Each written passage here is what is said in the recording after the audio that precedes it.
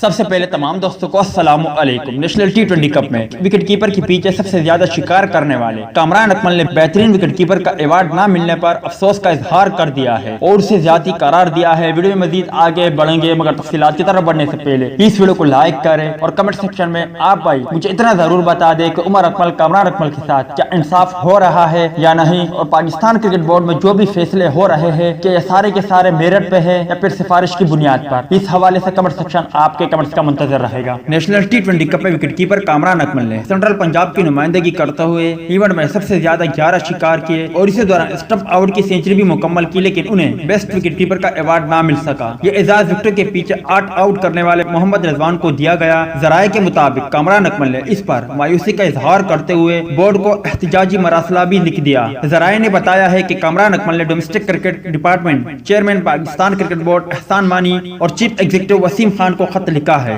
ذرائع کے مطابق وسیم خان نے کامران اکمل کو معاملہ دیکھنے کی یقین دہائی کروائی ہے۔ خیال رہے کہ نیشنل ٹی20 کپ خیبر پختونخوا کی ٹیم نے اپنے نام کیا ہے۔ تو دوست یہ تھی کامران اکمل کے حوالے سے کچھ اپڈیٹ۔ ویڈیو اچھی لگی ہو تو لائک کرے، بری لگی ہو تو ڈس لائک کرے۔ ملتا ہے کسی نئے ویڈیو میں، تب تک کے لیے اجازت دیجیے۔ اللہ حافظ۔